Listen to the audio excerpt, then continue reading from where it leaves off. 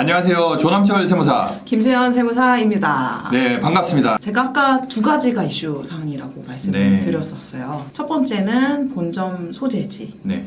두 번째는 주주 구성을 어떻게 할 것인가. 첫 번째 본점 소재지 같은 경우에는 법인 등기를 할 때 임대차 계약서가 필요할까요? 등기할 때는 임대차 계약서가 필요 없죠. 네, 그렇죠. 네, 주소지만 있으면 되죠. 사업자 등록을 하실 때는 임대차 계약서가 필요합니다. 필요하죠. 그럼 예를 들어 이 법인 등기를 했을 때는 뭐 1,100호로 했다가 실제 내가 할 때가 1,111호였어요. 네. 그러면 실제 내가 가진 임대차 계약서도 1,111호. 네. 그러면은 사업자 등록을 할 때 법인 본점 소재지랑 사업자 등록상 내가 임대차 계약한 거랑 다르게 되면 내가 법인 등기를 잘못했다는 거거든요. 그렇죠. 그럼 뒤로 돌아가서 또 다시 수정을 하셔야 돼요. 네, 맞아요. 이 과정 자체가 굉장히 힘들고 네. 힘들다기보단 좀 지리하고 네. 또 시간도 걸리기 때문에 그렇죠. 처음부터 원장님들 짜증나죠. 임대차 계약서를 바쁘신데. 잘 이제 보시고 이것들을 토대로 해서 본점 소재지를 정하시는 게 중요하고 이게 왜냐하면 원장님들이 이런 MSO 법인이라든지 그 부분에 있어서 이제 법인이라는 것 자체가 조금 생소하실 수도 있잖아요. 네, 그렇죠. 의료 법인 이런 형태로 그렇죠. 운영하신 게 아니라고 하게 그렇죠, 되면 그렇죠. 이 법인에서 이제 말씀하신 것처럼 법인 등기부 등본이라든지 사업자 등록증 네. 그런 부분들을 잘 기본적으로 아셔야 되는데요. 기본적으로 법인이 만들어진다고 하게 되면 정관부터 만들어야 됩니다. 정관을 만들고 정관 내에서 주요 사항을 법인 등기부 등본을 대법원에서 이제 그 등기를 발생을 시켜야 되고요. 네. 그리고 발생된 부분에서 바로 사업할 업종, 네. 업종과 네. 그 다음에 그 업태를 골라갖고 사업자 등록을 하는 거죠. 네, 그렇죠. 그게 이제 정관, 법인 등기부 등본, 사업자 등록 순으로 이게 이제 프로세스가 연결이 돼야 되고 이 각각의 세부 사항이 동일해야 되죠. 그렇죠. 틀리면은 정관부터 다시 해서 다시 수정해가고 네. 해야 되기 때문에 네, 네. 처음 하실 때 네. 잘 하시는 게 좋습니다. 네. 그래서 이 본점 소재지를 정하실 때는 수도권 과밀억제 권역 내냐 따라서 좀 내가 처음에 납부하시는 등록 면허세가 중과되실 수도 있고 그렇지 않으실 수도 있고 네. 향후에 부동산을 취득하셨을 때 취득세가 중과될 수도 있고 아닐 수도 있고 네. 그렇기 때문에 본점 소재지를 잘 결정을 하셔야 되는데 네. 서울은 수도권 과밀억제 권역 내인가요? 그렇죠. 네, 맞습니다. 전 지역. 네. 네. 서울과 이제 네. 주요 도심권, 네. 주요 도심권은 거의 다 해당이 된다고 보시면 네. 될 것 같고요. 네. 뭐 파주,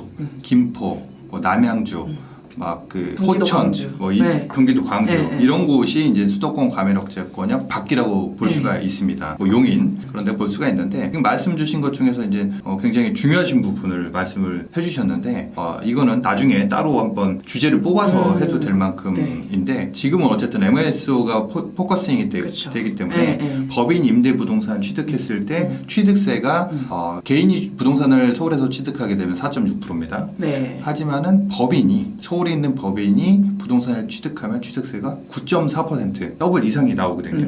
그 부분을 모르시고 부동산 취득했다가 낭패를 보시는 경우들도 종종 있기 때문에 그렇죠. 이 원장님들이 이제 요즘 꼬마 빌딩이라든지 어떤 그 재테크에 굉장히 이 붐이 올라 있다 보니까 네. 관심도 많고 네. 구매를 하시려고 하는데 이 부동산 법인을 만들어서 임대 사업장을 네. 사실 때 굉장히 주의하셔야 되는 부분이 있습니다. 네. 요거는 따로 나중에 한번 네. 원장님들의 부동산 취득에 네. 대한 네. 그 주제로 한번 네, 네. 준비해 한번. 주시죠. 네, 알겠습니다. 네, 네. 네, 그래서 수도권 과밀억제 권역 밖에서 본점 소재지를 두고 말씀해 주신 대로 임대용 부동산을 취득하시게 되면 4.6%의 취득세로 네. 중과세가 되지 않을 수가 있는데 예를 들어서 수도권 과밀억제 권역 내에 이런 법인을 설립하시고 나중에 5년 뒤에 돈을 벌어가지고 부동산을 취득해보겠다 네. 라고 하시는 분들은 과밀억제 권역 내에 계셔도 상관이 없습니다.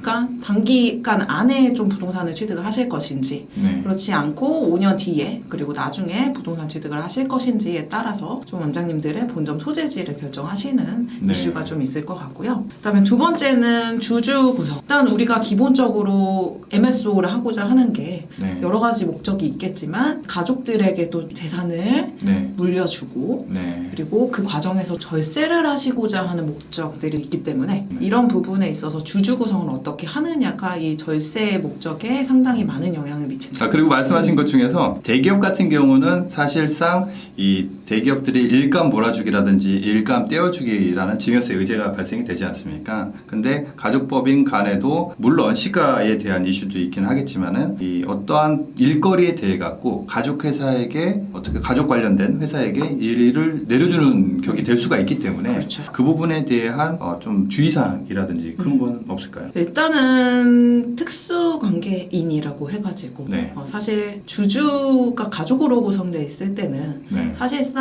MSO가 원장님과 특수관계인이 되실 수밖에 없어요. 그렇죠. 그러려면 특수관계인과 거래를 할 때는 세법상의 시가를 준수하셔야 됩니다. 시가라고 하는 것은 제3자한테 공급을 할 때 예를 들어 MSO 법인에서 원장님이 아닌 다른 분에게 공급을 했을 때 네. 얼마의 공급을 가격을 매길 것이냐 네. 거든요.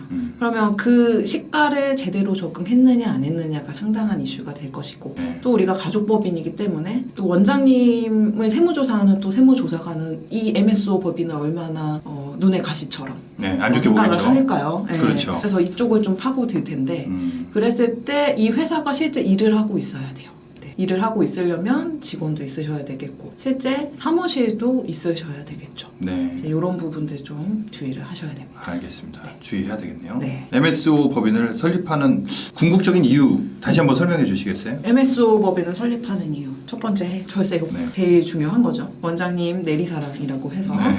이제 가족분들께 재산을 좀 증여하시고 싶은데 원장님이 받아서 내가 돈을 벌어서 증여를 하시게 되면은 증여세도 나오고 원장님들 세율 구조도 높기 때문에 세금도 많이 나옵니다. 그래서 이런 절세 효과를 극대화하시기 위해서 첫 번째 MSO 법인을 설립하시고 두 번째는 네트워크 병의원을 운영하시는 원장님 같은 경우에는 내가 병의원 실제 나의 병의원을 운영하는 수익이랑 네트워크 병의원을 운영하는 수익이랑 합산이 돼버리면 실질적으로 내가 돈을 버는 거에 대해서 거의 50%는 세금으로 나가요. 네. 그래서 이런 부분을 좀 분리를 해서 이것도 또한 절세를 하고 싶은 거죠.